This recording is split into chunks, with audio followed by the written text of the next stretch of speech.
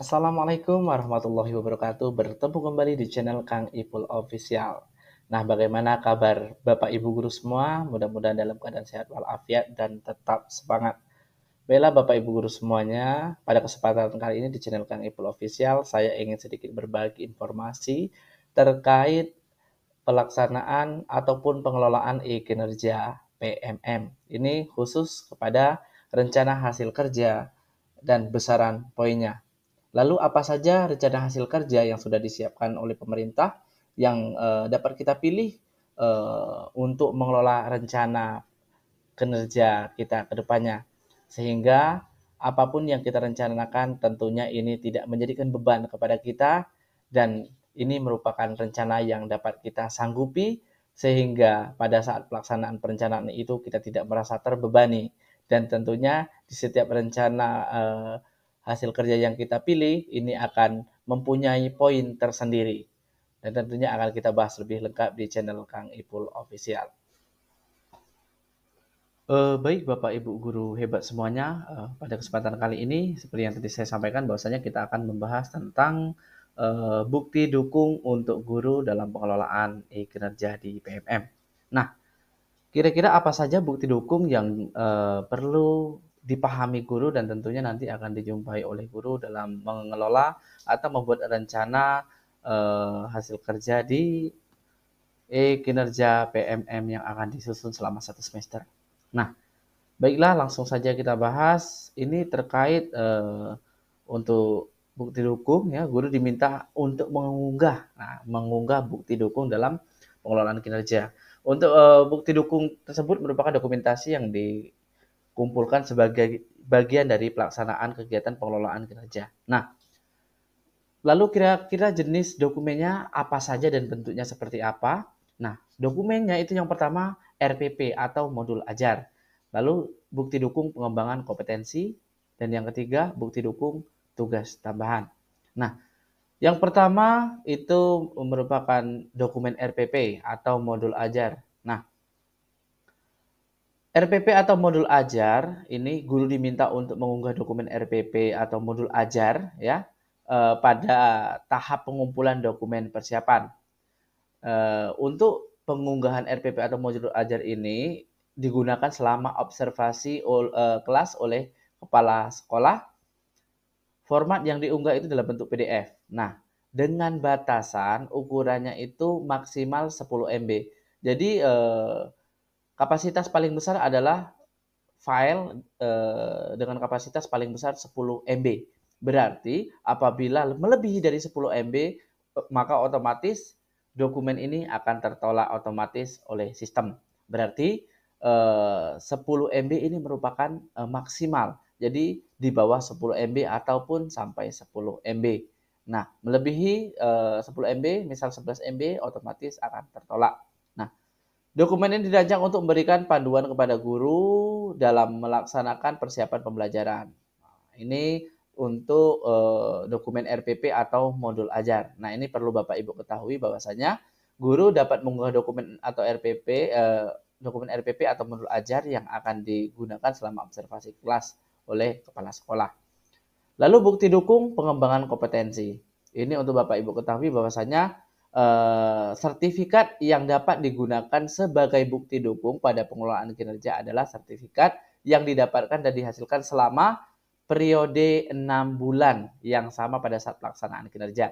Misalnya untuk di tahap pertama ini adalah 6 bulan pertama, semester pertama dari bulan Januari sampai bulan Juni. Periode yang kita dapatkan dari Januari sampai Juni itulah yang dipakai di penilaian untuk di tahap pertama ini. Dan tentunya Bapak Ibu semuanya PMM yang sudah dikerjakan dan sudah divalidasi, otomatis Bapak Ibu mendapatkan sertifikat yang muncul atau yang terbit antara Januari sampai Juni ini yang bisa dipakai untuk semester pertama ini.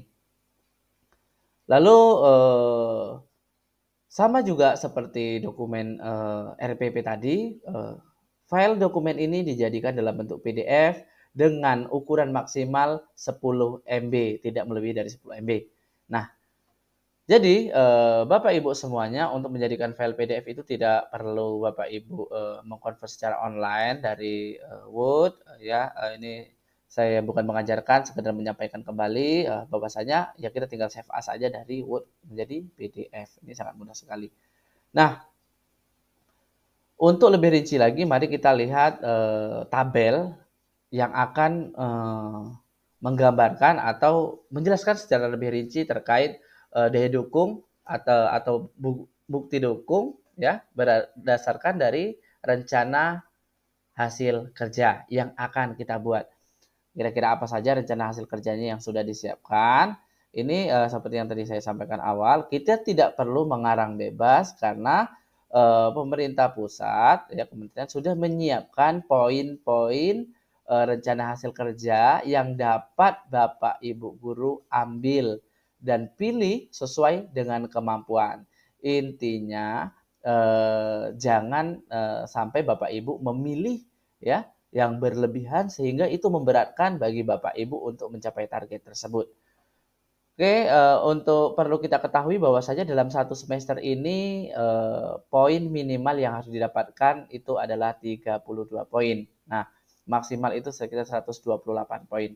Nah, kira-kira, apakah 32 poin ini, bisa kita kejar? Insya Allah bisa. Nah, kira-kira 32 poin itu kita bisa dapatkan dari mana saja, kita bahas nanti, Bapak Ibu silahkan nanti pilih mana poin-poin Bapak Ibu petakan yang kira-kira tidak memberatkan Bapak Ibu dan, bukti dukungnya ini, sangat mudah untuk didapatkan. Rencana hasil kerja yang pertama itu yang disiapkan meningkatnya kompetensi melalui peran sebagai peserta pelatihan mandiri sesuai model kompetensi guru. Nah, kepala sekolah dan atau pengawas sekolah. Kita ketahui bersama bahwasanya di PMM ini sudah disiapkan pelatihan mandiri dari berbagai topik yang bisa kita kerjakan. Dan tentunya saya yakin dari tahun 2023 pasti Bapak Ibu sudah menyelesaikan beberapa topik ini sehingga mendapatkan sertifikat. Akan tetapi sertifikat yang muncul di 2023 ini tidak bisa dipakai di tahun 2024. Jadi Bapak Ibu silahkan mulai kerjakan kembali mana topik-topik yang belum diselesaikan, maka nanti akan keluar muncul sertifikat apabila sudah divalidasi dan Bapak Ibu sudah, melakukan, aksi nyata. Dan tentunya yang muncul antara Januari sampai Juni ini akan, bisa digunakan dalam, mengisi, kinerja di PMM Bapak Ibu. Nah, untuk satu pelatihan ya, peserta aksi nyata itu 8 poin, 8 poin dan bukti dukung yang Bapak Ibu upload adalah sertifikat topik. Oke, jadi satu sertifikat itu nilainya 8 poin.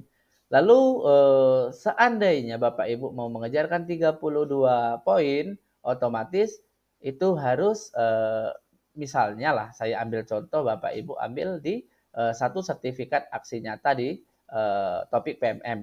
Otomatis ini membutuhkan 4. Nah, apabila Bapak Ibu dalam apa namanya, dalam rentang waktu Januari sampai Juni ini bisa menyelesaikan 4, otomatis, sudah 32 poin. Itu minimal. Nah, yang kedua meningkatnya kompetensi melalui peran sebagai partisipan observasi, praktik, pembelajaran, persiapan pelaksanaan, dan diskusi tindak lanjut bersama rekan sejawat. Nah, ini satu observasi sebagai pelaku dan pengamat secara bergantian secara, itu setara 8 poin dan, bukti dukungnya adalah. Lalu yang ketiga, meningkatnya kompetensi melalui peran, sebagai penggerak komunitas belajar dengan mengadakan minimal 3 kegiatan berbagi praktik. Nah, jadi apabila Bapak Ibu ya, merupakan salah satu penggerak di komunitas belajar misalnya di sekolah Bapak Ibu lah. Nah, itu kan kita sudah disiapkan untuk penggerak itu maksimal sekitar 3 orang sebagai penggerak komunitas belajar. Nah, apabila Bapak Ibu masuk ke dalam penggerak, komunitas belajar, di sekolah Bapak Ibu dan minimal sudah melaksanakan 3 kegiatan berbagi praktik baik, maka 3 kegiatan itu, setara dengan 36 poin. Nah, 36 poin itu sudah melebihi dari 32 poin minimal dari satu semester yang dicapai. Lalu bukti dukungnya adalah sertifikat. Nah, sertifikat kegiatan Kombel tersebut. Lalu yang keempat, masih melalui peran sebagai narasumber berbagi praktik baik dalam kegiatan yang terkait implementasi kurikulum merdeka dan atau perencanaan berbasis data.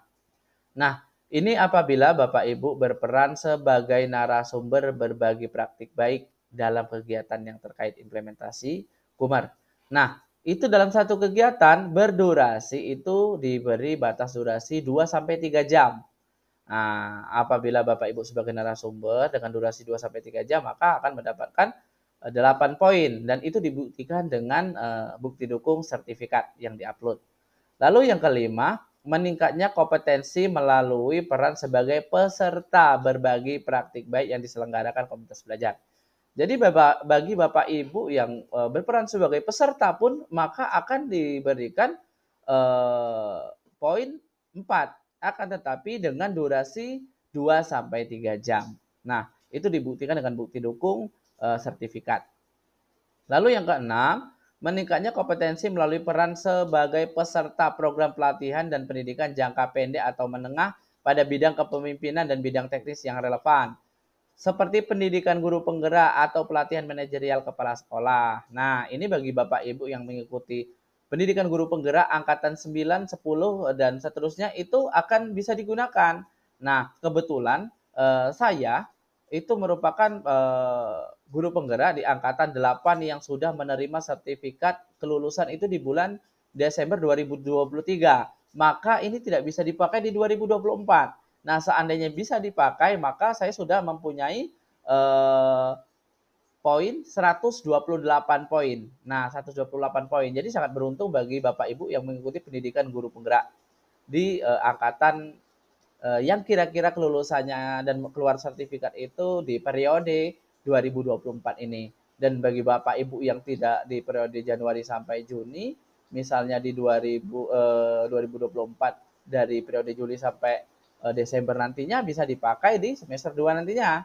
Ya, oke. Itu dibuktikan dengan sertifikat. Yang ketujuh, meningkatnya kompetensi melalui peran sebagai peserta kegiatan, pelatihan, atau bimbingan teknis yang memperoleh sertifikat di bidang pendidikan, kebudayaan, riset, dan teknologi. Itu satu kegiatan yang durasinya 2-3 hari, itu mendapatkan 8 poin dibuktikan dengan sertifikat. Lalu meningkatnya kompetensi melalui peran sebagai peserta praktik magang pada dunia kerja atau bidang lain yang relevan. Itu satu kegiatan berdurasi 2-4 minggu setara 24 poin dan dibuktikan dengan sertifikat. 9. Meningkatnya kompetensi melalui peran sebagai partisipan kegiatan seminar, loka karya, konferensi, simposium, dan atau studi banding lapangan yang diselenggarakan di bidang pendidikan. Itu satu kegiatan setara 4 poin. Itu dibuktikan dengan sertifikat. Ke-10, meningkatnya kompetensi melalui peran sebagai peraih pengakuan atau penghargaan terhadap kompetensi dan kinerjanya dalam berbagai wadah atau ajang. Nah, satu penghargaan setara 12 poin itu dibuktikan dengan piagam. Misalnya, Bapak Ibu mengikuti apresiasi GTK ataupun apresiasi yang lain. Nah, ini akan menjadi poin tersendiri dan tentunya ini Bapak Ibu sudah mendapatkan 12 poin dari pengakuan atau penghargaan itu. Nah, jadi itu dibuktikan dengan piagam. Jadi memang melalui kinerja ini apapun yang Bapak Ibu lakukan yang berprestasi ataupun yang memberi dampak positif ini tentunya akan dinilai. Lalu yang ke-11, meningkatnya kompetensi melalui peran sebagai penelaah aksi nyata sejawat yang dihasilkan guru atau kepala sekolah lain. Nah, ini 10 aksi nyata setara 6 poin. Ini dibuktikan dengan laporan. Dan ini sebagai penelaah ini tentunya sudah melalui beberapa persyaratan dan tentunya ada standar khusus yang bisa menjadikan Bapak Ibu sebagai penelaah aksi nyata sejawat. Yang ke-12, meningkatnya kompetensi melalui peran sebagai penelaah cerita praktik yang dihasilkan guru dan atau kepala sekolah lain. Ini sepertinya dari angka 11, poin 11 sampai seterusnya ini merupakan orang-orang yang memang sudah tergabung ya, sudah berkecimpung di dalam kegiatan PMM ini. Seperti yang kita ketahui bahwasanya di PMM itu tidak hanya ini saja, tidak hanya mengerjakan aksi nyata dari beberapa topik pelatihan mandiri saja. Dari cerita berbagi praktik baik, situ juga ada perangkat ajar, situ juga ada. Jadi inilah beberapa orang-orang yang bertugas sebagai penelaah. Nah, 10 cerita praktik setara 6 poin, itu dibuktikan dengan laporan. Yang ke-13, meningkatnya kompetensi melalui peran sebagai penelaah perangkat ajar yang dihasilkan guru dan atau kepala sekolah lain. Ini 10 perangkat ajar setara 6 poin. Nah, dibuktikan dengan laporan, bukti dukungnya. Lalu yang ke-14, meningkatnya kompetensi melalui peran sebagai penyusun cerita praktik yang dapat dibagikan kepada guru dan atau kepala sekolah lain.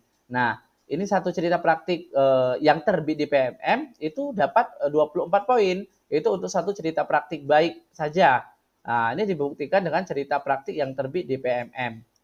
Nah, yang ke-15, meningkatnya kompetensi melalui peran sebagai penyusun perangkat ajar yang dapat dibagikan kepada guru dan atau kepala sekolah lain.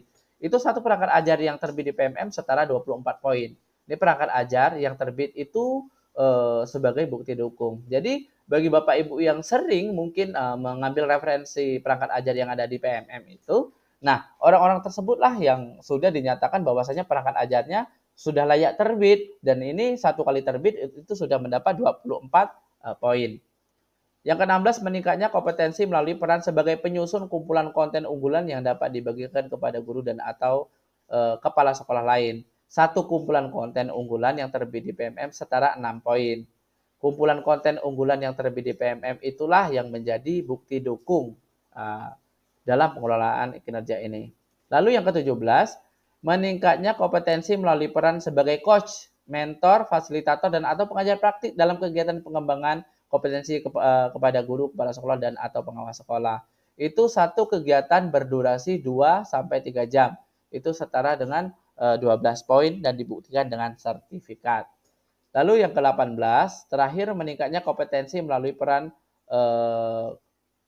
sebagai peserta coaching atau monitoring pengembangan kompetensi oleh guru, kepala sekolah, dan atau pengawas sekolah. Satu kegiatan itu 4 poin dan dibuktikan dengan sertifikat.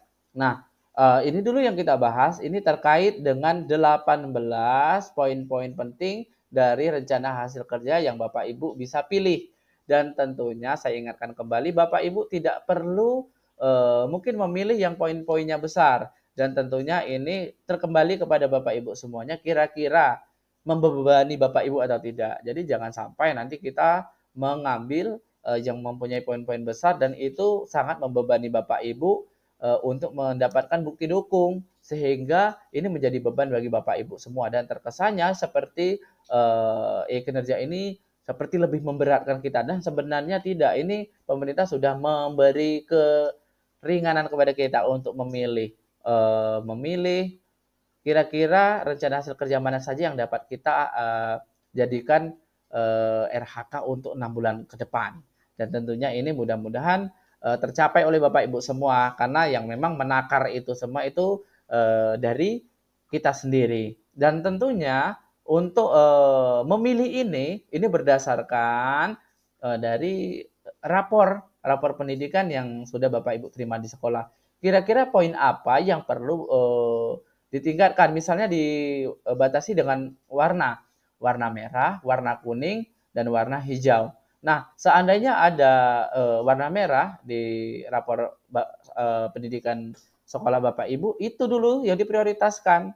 Nah, seandainya sudah tidak ada warna merah, adanya warna kuning, hijau. Ada 2 kuning, tentu Bapak Ibu lebih prioritaskan yang mana? Dan tentunya ini melalui hasil musyawarah Bapak Ibu dengan kepala sekolah selaku atasan dengan guru yang lain. Makanya didudukkan dulu mana prioritas rapor pendidikan yang mau dikerjakan dulu atau mau direncanakan dulu untuk di pengelolaan kinerja di PMM Bapak Ibu semuanya.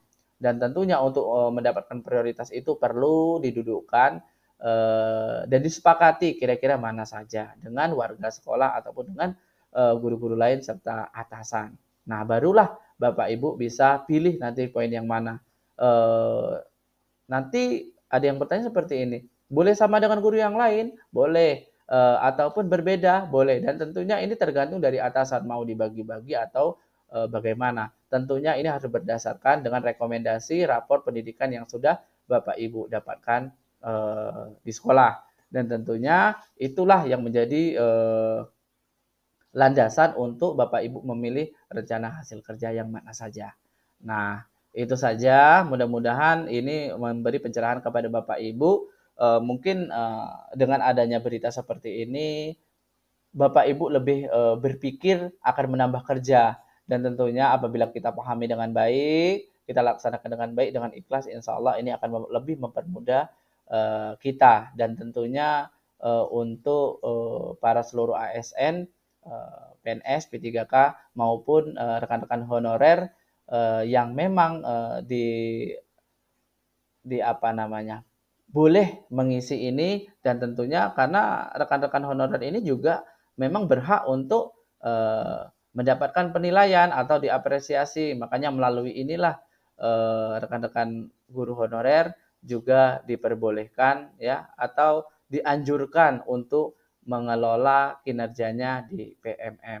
Mudah-mudahan dengan rekan-rekan honorer mengerjakan kinerja di PMM ini dalam waktu dekat rekan-rekan guru honorer semuanya diangkat menjadi ASN. Amin, amin ya rabbal alamin. Nah, baiklah, terima kasih Bapak Ibu semuanya. Mudah-mudahan penjelasan yang sederhana ini memberikan pencerahan kepada Bapak Ibu, tidak berniat mengajari tetapi sharing-sharing tentang pengetahuan yang sudah saya dapatkan sebelumnya. Mudah-mudahan ini bermanfaat bagi Bapak Ibu semuanya. Terlebih terkurang saya mohon maaf. Terus dukung channel Kang Ipul Official dengan subscribe channel ini, like, komen, dan share konten ini kepada yang lain. Mudah-mudahan memberi manfaat untuk kita semuanya. Amin, amin ya rabbal alamin. Terlebih terkurang saya mohon maaf dan saya akhiri dengan assalamualaikum warahmatullahi wabarakatuh.